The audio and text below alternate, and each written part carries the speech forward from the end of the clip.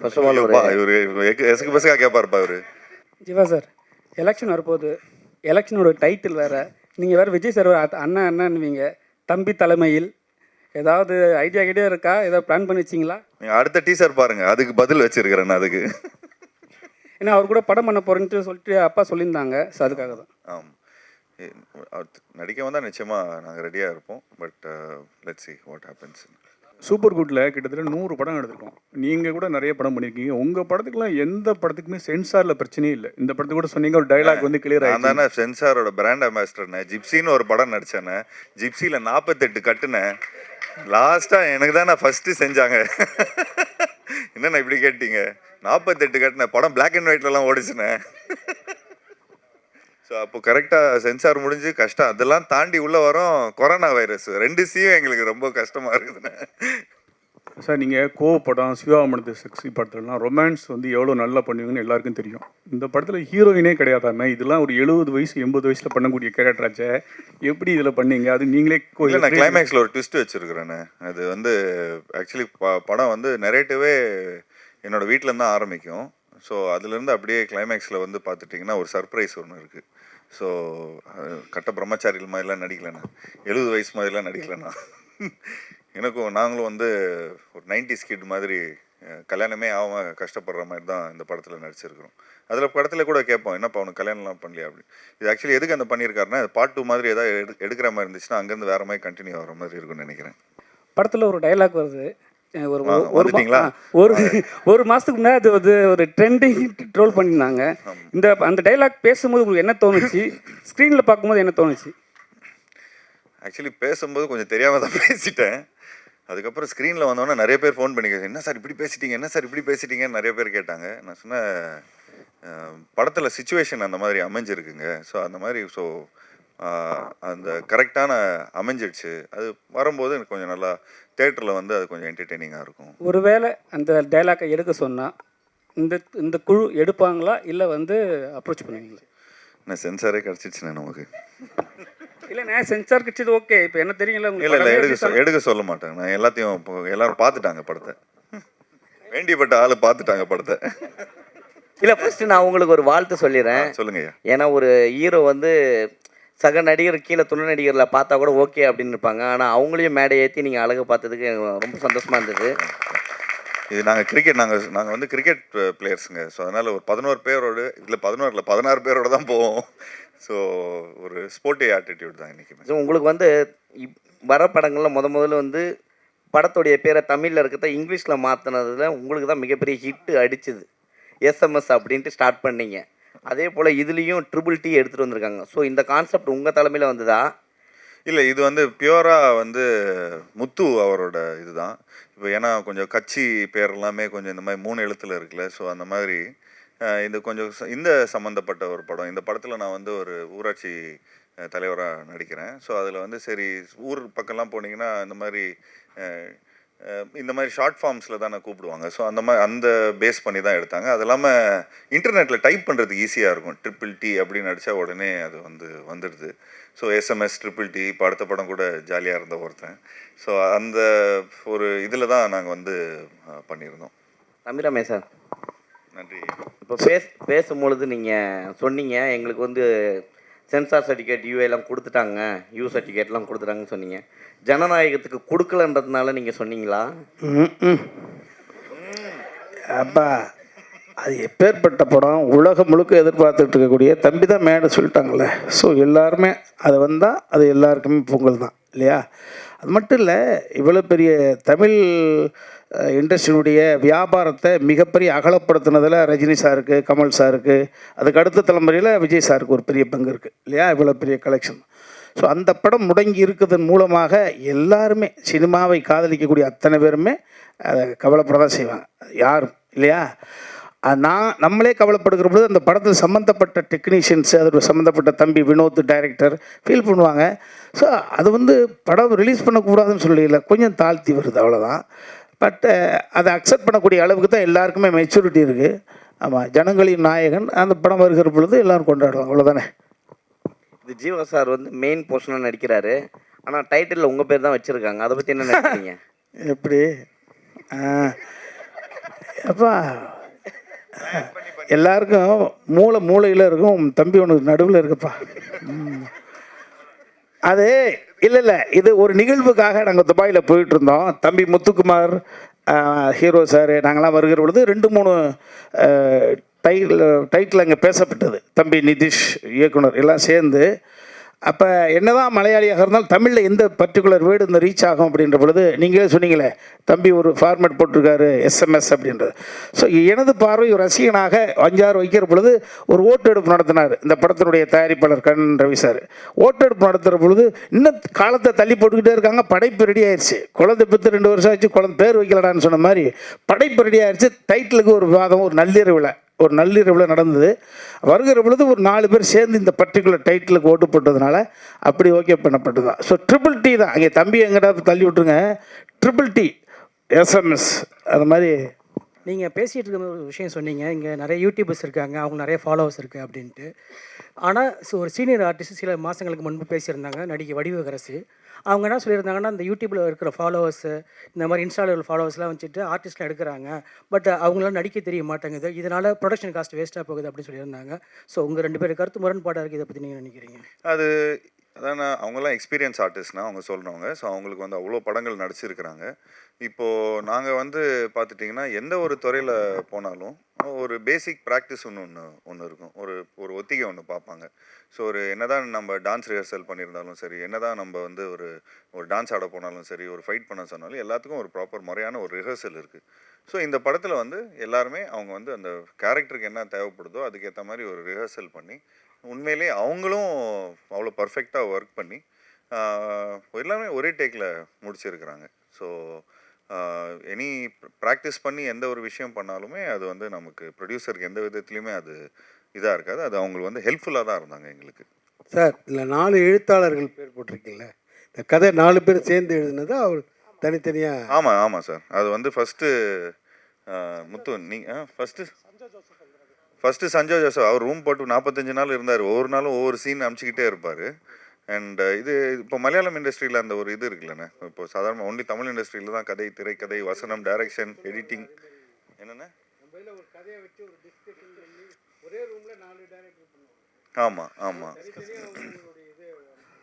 ஆமாம் அது எல்லாமே அப்படி தான் என்ன பண்ணுது. ஏன்னா இப்போ நாங்கள் ஒரு லைனாக பிடிச்சிட்டு ஒரு அளவுக்கு ஒரு விஷயங்கள்லாம் கதையாக ஆல்ரெடி அவங்க ஒரு 2-3 இயர்ஸ் முன்னாடி அவங்க ரெடி பண்ணி வச்சுருந்தாங்க. அப்புறம் நிறைய கேரக்டர்ஸ் இருக்கிறாங்க. ஸோ நிறைய அவங்க இப்போ தம்பி ராமையனை வந்து இன்றைக்கி வேறு ஒரு டைலாக் அடித்து விட்டுருவார் கதைக்கு சூப்பராக இருக்கிற மாதிரி. உடனே என்னப்பா செம்மையாக பேசிட்டாரு, இப்போ நம்ம அதை விட பெட்டராக ஒரு லைன் கொடுக்கணும், அதை விட பெட்டரான ஒரு சீன் கொடுக்கணும் அண்ணனுக்குன்னு சொல்லி அப்படியே டெவலப் பண்ணிகிட்டே வருவாங்க. டக்குன்னு நடுவில் ஒரு மழை பேஞ்சிருச்சு ஒரு 10 நாள். அப்போவும் பார்த்துட்டிங்கன்னா ஒரு டெவலப்மெண்ட் ஆகிடுச்சு. ப்ரொடியூசர் வந்து ஃபஸ்ட்டு ஒரு கதை சொல்லும் போது கொஞ்சம் இதை விட ஒரு 60% தான் இருந்தது பட்ஜெட்டு. அப்புறம் ப்ரொடியூசர்கிட்ட கதை சொன்னோன்னு அவருக்கு பயங்கர எக்ஸைட் ஆனோன்னா இன்னும் ஒரு கிளைமேக்ஸ் இன்னொரு எக்ஸ்ட்ரா ஒரு சீக்வன்ஸு சேர்த்துட்டாங்க. ஸோ டெவலப்மெண்ட் ஆகிட்டே இருந்தது. ஸோ ஒரு படம் வந்து 60%ல் தான் ஆரம்பிப்போம். அது அப்புறம் படம் ஷூட்டிங் பண்ணும்போது ஒரு 100%ல் பண்ணுவோம். அப்புறம் படம் எடிட் ஆகி அது ஒரு நெரேட்டிவாக வரும்போது அது ஒரு 110-115% எல்லாருமே சேர்ந்து ஒர்க் பண்ணுவாங்க. அப்போ அது மக்கள்கிட்ட போய் எவ்வளோ % சேருதுங்கிறது வந்து படமாக பார்க்கும்போது உங்களுக்கு தெரியும். அப்பா பார்க்கல சார். அவர் சொன்னார், என்கிட்ட நீ படம் ரிலீஸ் போது நான் பார்த்துக்கிறேன் அப்படிங்கிற மாதிரி தான் சொன்னார். ஸோ பட் அவரோட சப்போர்ட் ஃபுல்லாக இருக்குது சார். ஜீவா சார், ஒவ்வொரு படத்துக்கும் ரொம்ப கேப் விடுறீங்களே. கேப்பா சார்? இப்போ கேப்பே இல்லாமல் பண்ணுறேன் சார். இப்போ 2026லேருந்து பாருங்கள், சும்மா கேப்பே இல்லாமல் வரும். இதுக்கு ஒரு படம் பண்ணுறோம், இதுக்கப்புறம் ராஜேஷ் சாரோட ஒரு படம் பண்ணுறேன், திரும்ப பிளாக் படத்தோட டைரக்டரோட ஒரு படம் பண்ணுறேன். போன வாட்டி அவர் கேட்டிருந்தார், என்னங்க கதையெல்லாம் யாரும் சொல்கிறது இல்லையா அப்படின்னு. நான் ஞாபகம் வச்சுருக்கிறேன். ஸோ அது வந்து போய் கரெக்டாக போயிட்டு ஒரு 4 பேர்கிட்ட கரெக்டாக கதை கேட்டு இப்போ முறையாக பண்ணுறோம். அண்ட் அது இல்லாமல் கொஞ்சம் பட்ஜெட்ஸு அப்படி இப்படின்லாம் இருக்குதுண்ணே. ஸோ எல்லாருமே அந்த பட்ஜெட்ஸ்க்கு ஏற்ற மாதிரி எல்லாருக்கும் கை கடக்கமாக எல்லாருக்கும் பண்ணுற மாதிரி நம்ம படம் பண்ணுறோம். ஃபைட்னா உடனே போய் கோடிகிராஃப் பண்ணுறாங்க, அடித்து உடைக்கிறது. ஸோ இது காமெடி கலந்து பண்ணியிருக்காங்கன்னு சொல்லியிருக்காங்க. ஆல்ரெடி ஜீவா சாரே கலாய்ப்பார். ஸோ சண்டை எடுக்கும்போது எத்தனை வாட்டி கலாய்ச்சார், எத்தனை வாட்டி டேக்கு போச்சு, காமெடியாக வந்துச்சா இல்லை எடுக்க விட்டாரா? ஃபர்ஸ்ட் ஆஃப் ஆல் அங்கே நின்று பேசும்போது ஒரு 2 பேருக்கு தேங்க்ஸ் சொல்லாமல் வந்துட்டேன். ஃபஸ்ட்டு அண்ணனுக்கு, ஆனால் ரொம்ப தேங்க்ஸ்ண்ணே இந்த படத்தில் கொஞ்சம் நல்லா சப்போர்ட் பண்ணதுக்கு. அப்புறம் அவன் அண்ணனுக்கு சொல்லணும். அப்புறம் மெயினாக டேரக்டர் சார் சொல்லணும், கூட இருக்கிற அசிஸ்டன்ட் டேரக்டர்ஸ். அவங்க தான் டோட்டலாக ஒரு கிராஃப்டாகவே சார்ட் போட்டு இன்னதுக்கு இந்தந்த மேட்ரு இந்த மாதிரி ஒரு 20 ஆர்டிஸ்ட் சும்மா இல்லை, ஆல்மோஸ்ட் வந்து 2 வீட்டுக்கும் பிரச்சனை ஆகும்போது இன்சைட்டில் அண்ணன் வந்து 2 பேருமே சால்வ் பண்ணணும். ஸோ அதில் வந்து பேசணும். இந்த மாதிரிலாம் ஒரு பெரிய கிராஃப்டாக இருக்கும். ஸோ அதில் வந்து எல்லாத்தையும் மேனேஜ் பண்ணி பண்ணும்போது அதில் வர அண்ணனுக்கும் இன்சைட்டில் வந்து உள்ள ஒரு சின்ன ஃபைட்ஸ்லாம் இருக்கும். அது இல்லாமல் போய்ட்டு அங்கே டேங்க்லேருந்து அங்கேருந்து இறங்குது ஒரு காமெடி சீக்வன்ஸாகவே ப்ளே ஆகும். பட் ஆனால் என்னென்னா நீங்கள் சொல்கிற மாதிரிலாம் ஒன்றும் இல்லை. அண்ணன் எப்போவுமே என்ன சொல்கிறோமோ அதை கரெக்டாக அதை பண்ணிடுவார்.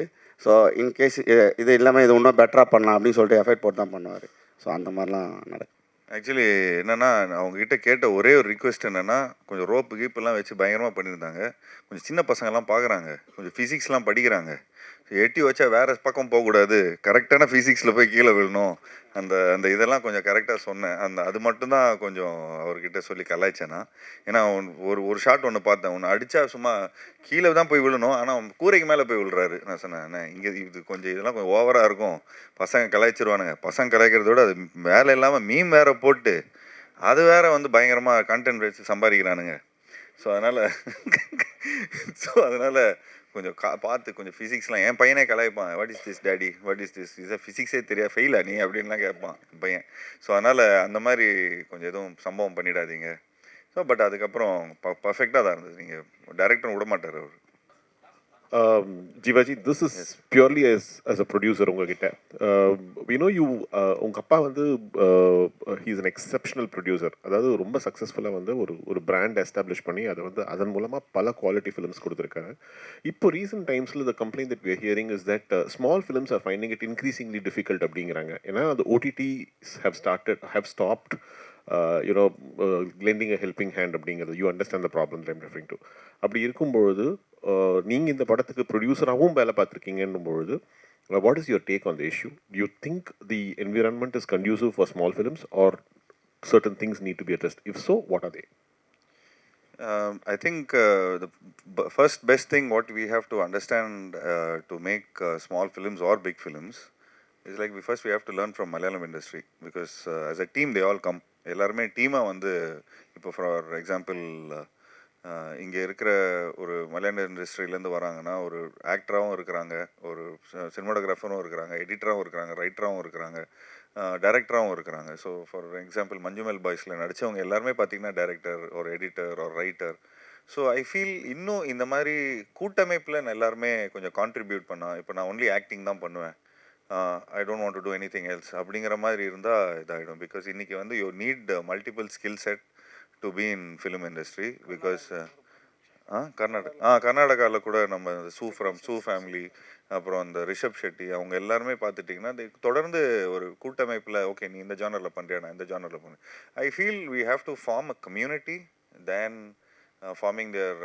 எனக்கு தெரிஞ்சு எல்லாருமே ஒரு பெரிய ஷிப்பில் போனால் நல்லா இருக்கும்னு தோணுது. ஆனால் ஐ ஃபீல் வென் யூ இந்த மாதிரி பட்ஜெட்ஸ் இந்த மாதிரி ப்ராப்ளம்ஸ் வருதுன்னா அது எதுக்கான ப்ராப்ளம் வந்து அந்த ஷிப்பில் இருக்கிற பொருள், அதாவது அந்த ஷிப்பில் இருக்கிற ஸ்க்ராப்பை உடச்சி சின்ன சின்ன போட்ஸில் போகணுன்னு பார்க்குறாங்க. So I feel when you go as a big team, so அதனால தான் இந்த ஒரு பெரிய டீமோடு நம்ம போகும்போது ஸோ வி ஃபீல்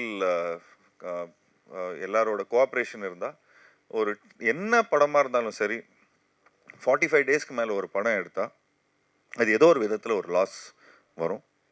நீங்கள் பெரிய பட்ஜெட் படம் ஒரு 100 கோடி ரூபாய் படம் நீங்கள் எடுக்கிறீங்கன்னா கூட அது 45 டேஸ்க்குள்ளே எடுத்துருங்க. நீங்கள் ஒரு 4 கோடி ரூபாய் படம் எடுத்தால் கூட அது 45 டேஸ்க்குள்ளே எடுத்துருங்க. ஏன்னா ஒரு 45 டேஸ்க்கு மேலே போனால் அந்த வட்டி தாங்காது. Because I come from a production family, from a finances point of வியூவில் பார்த்துட்டிங்கன்னா you are paying interest for no reason. எந்த டெக்னீஷியன் கையிலையும் போகிறதில்ல அந்த காசு, எந்த ஆர்டிஸ்ட் கையிலையும் அந்த காசு போகிறதில்ல, ஃபுட்டேஜ் தான் இதாகுது. அண்ட் இந்த மோர் படத்தை வந்து லேட் பண்ணுறோமோ அவ்வளோக்கு அவ்வளோ ஃபைனான்ஸோட அந்த இன்ட்ரெஸ்ட்டும் ஏறுது, படமும் பழசாகுது, மக்களோட அதாவது ஒர்க் பண்ண டெக்னீஷியன்ஸும் ஆக்டர்ஸோட உழைப்பும் கொஞ்சம் லைட்டாக ஸ்டேல் ஆகுது. ஸோ கல் சூடாக இருக்கும்போதே தோசை போட்டுணும், தோசை சூடாக இருக்கும்போதே சாப்பிட்டுடணும்.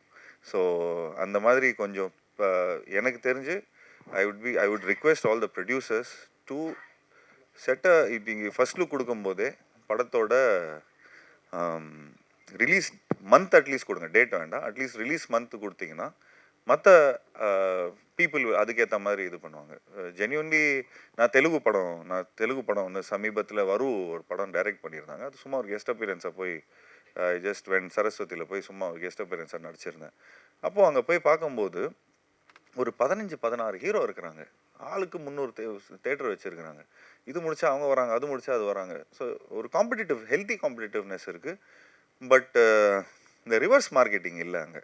ஒரு படம் நல்லா இருக்குது அப்படின்னா அந்த படம் நல்லா இருக்குப்பா, அந்த ஹீரோ அவங்களோட காம்படிட்டர் கூட சொன்ன அந்த படம் நல்லா இருக்குப்பா போய் பாருங்க அப்படின்னு சொல்கிறாங்க. ஸோ என்னதான் இருந்தாலும் this is a business. This is nothing about இன்னொருத்தவங்களோட தட்டில் நம்ம காலை வச்சு அதை எட்டி உதச்சி அந்த மாதிரி எதுவும் பண்ணுறது இல்லைங்க. பட் இங்கே என்ன ஆகுதுன்னா அந்த ரிவர்ஸ் மார்க்கெட்டிங், இந்த நெகட்டிவ் மார்க்கெட்டிங், இவருக்கு மார்க்கெட்டு போயிடுச்சு, இவருக்கு அது போயிடுச்சு, இவரு போயிடுச்சு அப்படின்னு. பட் இன்னைக்கு like today I come from a production backdrop. So இன்றைக்கி வந்து எக்ஸ்பெரிமெண்ட்லான ஃபிலிம் எடுக்கிறதுக்கான கட்டாயத்தில் நானும் இருக்கிறேன். அண்ட் அதே மாதிரி நிறைய டெக்னீஷியன்ஸை இன்ட்ரடியூஸ் பண்ணுற ஒரு ரெஸ்பான்சிபிலிட்டியில் இருக்கேன். புது டைரக்டர்ஸை இன்ட்ரடியூஸ் பண்ணுற ரெஸ்பான்சிபிலிட்டியில் இருக்கிறேன். ஒரு விஷயம் ரொம்ப பெருமையாக ஒரு விஷயம் சொல்லிப்பேன்.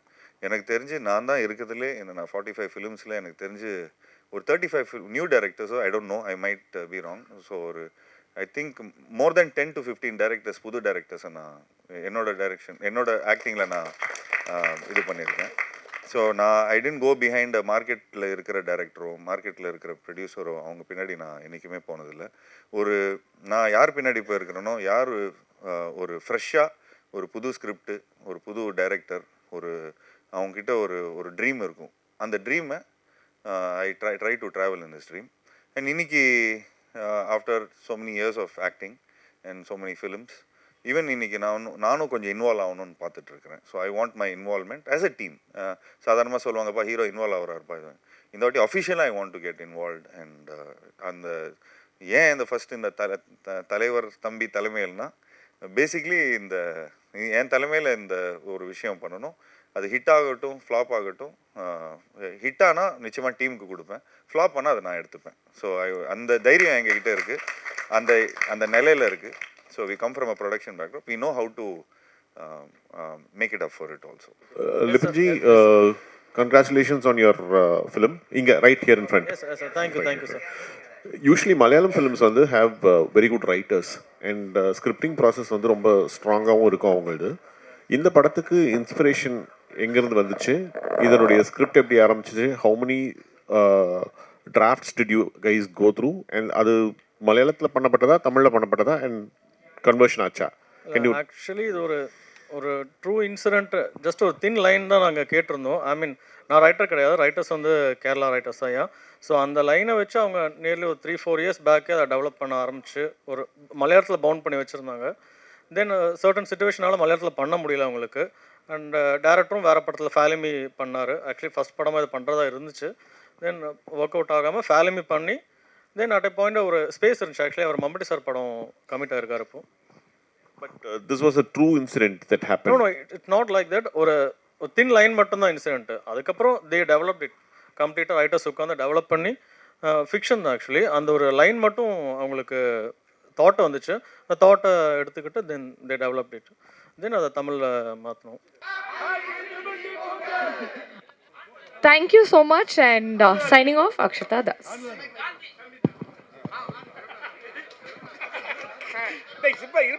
செக் இன்னைக்கு வந்து ஒரு படம் வந்து எந்த அளவுக்கு ரீச் ஆகணும்னா மார்க்கெட்டிங் மூலமாக தான் ரீச் ஆகணும். ஸோ மார்க்கெட்டிங் டீம் மோத்தி அவர்களுக்கு எங்களோட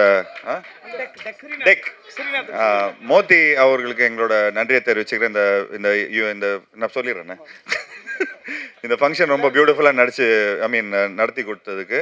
அண்ட் ஆப்வியஸ்லி சதீஷ், வாங்க சதீஷ், மெயினே ஃபோட்டோ பிடிக்குப்பா, ஃபோட்டோ பிடிக்குப்பா, முத்து நடுவில் வாங்க.